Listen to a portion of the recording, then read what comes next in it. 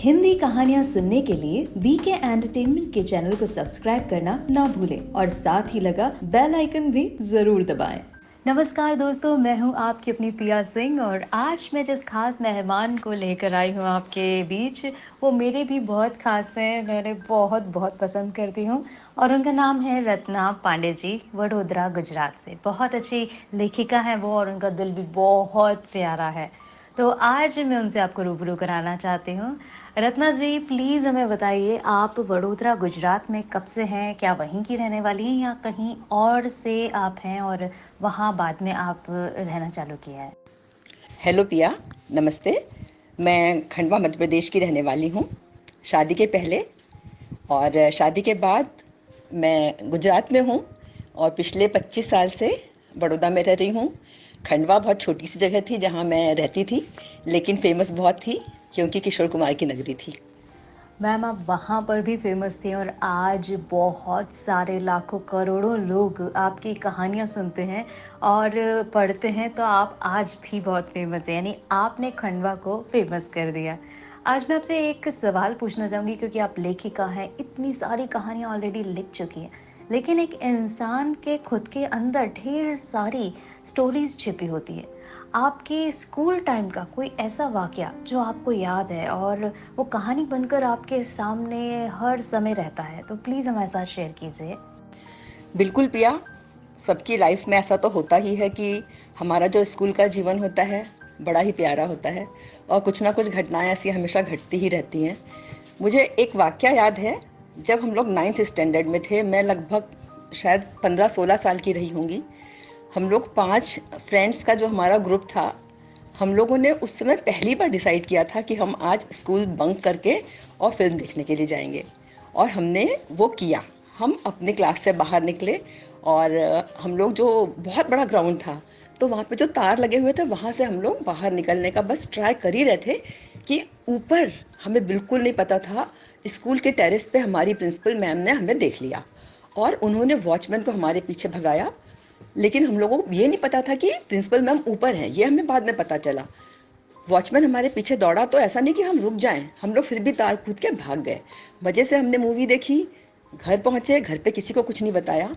लेकिन जो दूसरे दिन हम लोग सुबह स्कूल पहुँचे हैं, ओ माय गॉड, हमारी प्रिंसिपल मैम ने पता लगा लिया था कि किस क्लास से बच्चियाँ भागी हैं। और जैसे ही हम स्कूल पहुँचे तो हमारी क्लास टीचर आई और आके हमारे पांचों का नाम लिया। जैसे ही पांचों का नाम लिया तो हमारे तो होश ही उड़ गए। उसके बाद में प्रिंसिपल मैम के रूम में हम गए, वहाँ पे हमें बहुत ही शर्मिंदगी महसूस हुई।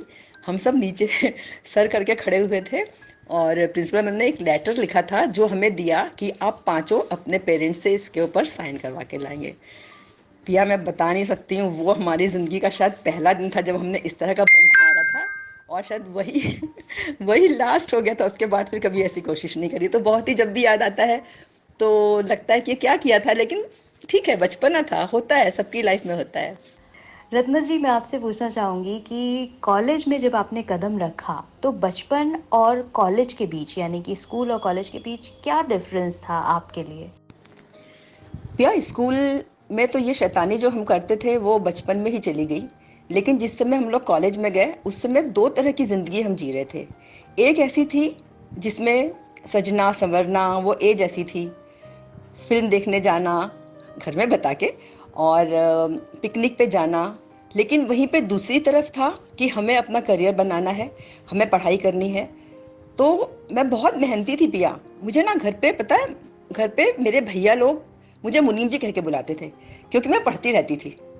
तो बहुत मेहनत की पढ़ाई के टाइम पे, और बीएचएससी किया, फिर बीएड किया। तो कॉलेज लाइफ में बस ये है कि मैंने बहुत पढ़ाई करी। मैं बता दूं कि मैं बहुत ज़्यादा इंटेलिजेंट नहीं थी, मुझे बहुत मेहनत करनी पड़ती थी तो बहुत मेहनत करी, और कॉलेज में भी कुछ अच्छे अच्छे किस्से मैं आपको ज़रूर सुनाऊंगी। रत्ना जी, आपने बचपन में कोई ऐसा सपना देखा था जो कॉलेज के टाइम में आपको पूरा होता हुआ दिखाई दिया? पिया, शुरू से मैंने ऐसा सपना देखा था कि मैं कुछ ना कुछ अपनी ज़िंदगी में ज़रूर करूँगी, और मैं कर नहीं पाई। सच सच बताऊँ आपको तो मैं नहीं कर पाई, क्योंकि ना बस ग्रेजुएशन के बाद में फटाफट शादी हो गई। शादी के बाद में घर गृहस्थी में जैसे सब लग जाते हैं वैसे मैं लग गई।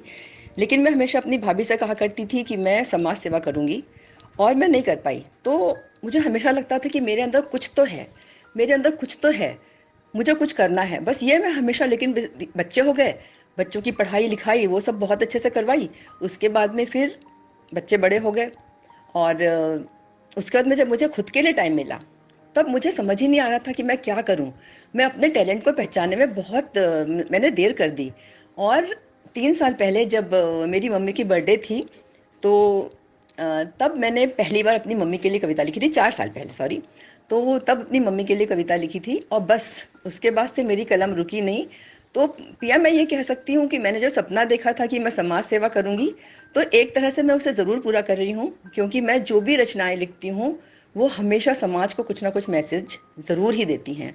और मेरा यही मन रहता है कि मेरी कविता से, मेरी कहानियों से एक मैसेज समाज को ज़रूर मिले, और यदि मान लो उससे कुछ लोग भी कुछ सीख लें, तो बस मेरी सफलता वही है। रत्ना जी, मैं ये मान ही नहीं सकती कि सिर्फ आपने 4 साल पहले लिखना चालू किया है। मैं जब आपकी कहानियाँ पढ़ती हूँ ना, तो मुझे ऐसा लगता है आप सालों से लिख रही हैं।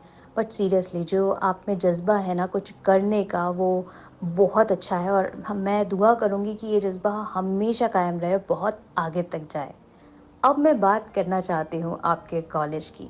कोई किस्सा ऐसा जो आप हम सभी के साथ शेयर करना चाहती हैं, जो आपको गुदगुदा जाता है, जो आपके चेहरे पर मुस्कुराहट बिखेर देता है? बिल्कुल पिया, जब हम लोग ग्रेजुएशन में थे तब हमारा सब्जेक्ट था होम साइंस, जिसमें हमारा 10 डेज़ का कॉटेज लगा हुआ था। और उस कॉटेज में पहली बार हमें ऐसा मौका मिला था कि हमारे साथ में 10-12 हम लड़कियां थे, जो 10 दिन तक साथ में रहे थे। और वो 10 दिन लाइफ के ऐसे दिन थे जिन्हें हम कभी नहीं भूल सकते। हमने बहुत इन्जॉय किया था, और अपने टीचर्स को पार्टी दी थी, जो हमारे होम साइंस की टीचर्स थी। सबने एक एक डिश बनाई थी। उस टाइम पे मैंने स्टफ़ टोमेटो बनाए थे, जो मतलब मैंने अपने खुद के मन से वो डिश निकाली थी। और उसके बाद में जब हम बीएड कॉलेज में थे, तो बीएड कॉलेज का तो बहुत मज़ेदार किस्सा है। हमारे कॉलेज का एनुअल फंक्शन था, और मैंने डांस में पार्टिसिपेट किया था। तो भैया, मैंने ना कभी डांस सीखा नहीं, लेकिन मैंने वहाँ पे जो हमारे डांस के म्यूज़िक वाले सर थे, तो जो मैंने शिव स्तुति करी थी, उसके बाद में मैंने उनसे कहा था कि आप तबला बजाना और मैं उसके ऊपर डांस करूँगी विदाउट एनी प्रैक्टिस। तो डांस मैंने किया। उसके बाद में उस सर ने तबला बजाना शुरू किया। उस तबले पे मैं पता नहीं कैसे पिया, मेरे पैर अपने आप थिरकते चले गए। मैं सच बताती हूँ कि उस डांस के बाद में मेरे कॉलेज के सारे लोग पागल हो गए थे। बहुत सबने मुझे बहुत ही बोला था कि आप बहुत अच्छा डांस करते हो, काश आपने सीखा होता। और दूसरा एक किस्सा था उसी दिन का, कि हमारे यहाँ पे एक वो तात्कालिक भाषण प्रतियोगिता थी। तो मैं उस चीज़ से बहुत डरती थी, बिल्कुल मुझे ऐसे भाषण देना वो मेरा बिल्कुल फील्ड ही नहीं था। तो पता नहीं किसने जाके मेरा नाम लिखा दिया, और स्टेज पे एकदम से नाम आया, रत्ना तिवारी। मैंने कहा बाप रे, मेरा नाम किसने लिखाया, मैंने तो पार्टिसिपेट किया ही नहीं है। लेकिन पूरा हॉल खचाखच भरा हुआ था, तो मुझे जाना पड़ा। और जाने के बाद में मैंने वहाँ पे कागज़ खोला, तो मुझे जो टॉपिक मिला था वो था कि काश मैं प्रधानमंत्री होती। मैं तो सोचने लगी कि अब मैं क्या बोलूं। तो सोचने का टाइम होता है 1 मिनट का। 1 मिनट तो हो ही गया। उसके बाद में थोड़ा सा शोर हुआ, लड़के भी थे कॉलेज में तो शोर मचाने लगे। तो मैंने कहा अरे प्लीज़ मुझे 2 मिनट सोचने के लिए दो। तो यार इतनी तालियां बजी कि 1 मिनट सोचने के लिए, और 1 मिनट की तात्कालिक भाषण प्रतियोगिता में ये लड़की 2 मिनट सिर्फ सोचने के लिए मांग रही है। तो बस वो जब भी याद आता है तो बहुत ही मतलब मन गुदगुदा जाता है कि क्या दिन थे वो। मैं सच में ना रत्ना जी आपकी बातों में इतनी खो गई कि मैं प्रश्न ही भूल गई कि मैं क्या पूछना चाह रही थी आपसे। सच में आप जब बोलती हैं तो ऐसा लगता है कि कोई कहानी चल रही है और हम उसमें डूबे जा रहे हैं। लेकिन हाँ, प्रश्न तो मैं पूछूंगी आपसे आज बहुत सारे। क्या क्या हॉबीज़ हैं आपकी रत्ना जी? क्या करना पसंद करती हैं? भैया, मेरी सबसे बड़ी हॉबी है अपनी फैमिली को बहुत अच्छा खाना बना के खिलाना। मुझे बहुत खुशी होती है सबको अच्छा से बना के खिलाने में। और दूसरा, गाने सुनने का बहुत शौक़ है, मूवीज़ देखने का शौक़ है, जो कि पिछले 2 साल से नहीं देख पा रहे। और उसके अलावा गार्डनिंग का शौक़ है। मेरे पास में 40-50 गमले हैं, जिनको मैं अपनी इच्छा से बड़ा करती हूँ, पानी डालती हूँ, उनकी सेवा करती हूँ। बस इतनी ही हॉबी है, अच्छा लगता है। हाँ पिया, और लिखने का बहुत शौक़ है। रोज़ कुछ ना कुछ टाइम मैं अपने साहित्य के लिए अवश्य निकालती हूँ। ये तो बातें कि हमने आपके बारे में। अब हम जानना चाहते हैं आपके बेटर हाल्फ के बारे में। कैसे हैं वो और क्या आप महसूस करती हैं उनके साथ रहते समय? पिया, दिल को छू लेने वाला प्रश्न है। सबसे पहली चीज़ तो कि मेरे हस्बैंड बहुत ज़्यादा इंटेलिजेंट हैं और बहुत केयरिंग हैं। मतलब सबका बहुत, ऐसा नहीं कि सिर्फ मेरा, सबका बहुत ख्याल रखते हैं। यदि घर में कोई बीमार हो जाए, थोड़ा बुखार भी आ जाए, तो बस पूरी सेवा वो ही करते हैं। इवन ना पिया, मेरे घर में डॉग था, लैब था, तो जिस समय मेरे बेटे ने ज़िद की कि हमें डॉग लेना है, तब सबसे ज़्यादा अपोज़ मेरे हस्बैंड ने किया था कि नहीं, हमें डॉग नहीं चाहिए। लेकिन डॉग तो आ गया क्योंकि बच्चे की ज़िद थी। और उसके 1 साल बाद कलश पुनः पढ़ने के लिए चला गया। फिर पूरी जवाबदारी हम दोनों के ऊपर आ गई।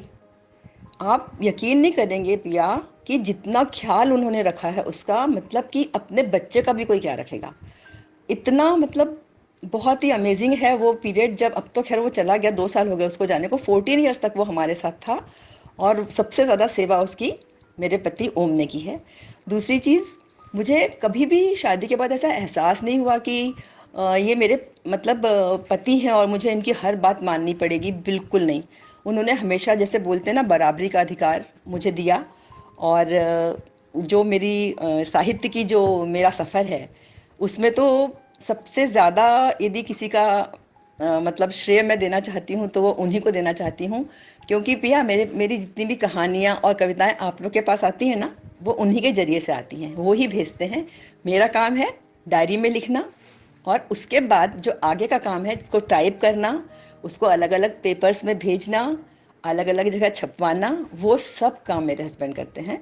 रिटायर भी हो गए हैं अब। तो मतलब इतना अच्छा लाइफ पार्टनर पाके मैं बहुत खुश हूँ।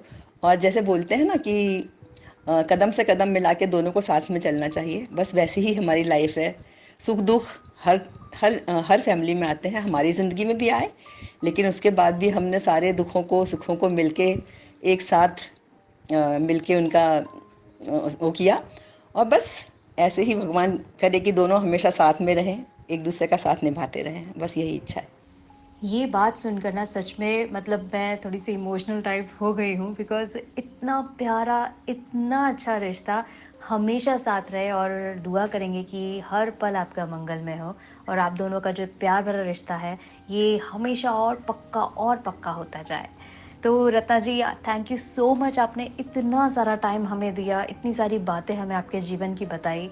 और अगर आप चाहते हैं हमारे दर्शकों से या उन महिलाओं से या उन लोगों से कुछ कहना जो अपने अंदर कुछ तो है वाली फीलिंग लेकर रखते हैं लेकिन समझ नहीं आता उन्हें कि उन्हें करना क्या है, तो उनके लिए कोई संदेश अगर आप देना चाहें तो? सबसे पहले तो पिया, मैं तुम्हें धन्यवाद देना चाहती हूँ। मेरे बचपन के वो लम्हे जो तुमने याद करवा दिए फिर से, तो बहुत ही अच्छा लगा। तुम्हारे साथ ये 10 मिनट हमेशा याद रहेंगे। बहुत ही यादगार पल हैं ये।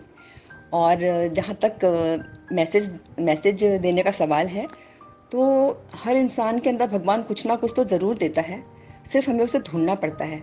जैसा कि मैंने मेरे लिए कहा कि मुझे बहुत वक्त लग गया, लेकिन मैंने उसे ढूंढा। तो आप देखिए कि आपके अंदर क्या है छिपा, कुछ ना कुछ ज़रूर निकलेगा।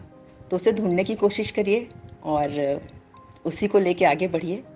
और फिर दूसरी चीज़ ये भी बताना चाहती हूँ कि अभी तक मेरी लगभग 400 से ज़्यादा कविताएं और कहानियाँ पब्लिश हो चुकी हैं। और सबका सपना होता है गृह शोभा जैसी मैगज़ीन में, गृह लक्ष्मी जैसी मैगज़ीन में छपना। तो मेरा वो सपना भी पूरा हो रहा है। गृह लक्ष्मी में बहुत छपती हूँ, गृह शोभा में भी मेरी कहानियाँ छप रही हैं। तो मैंने अपने अंदर से ढूंढा और पाया।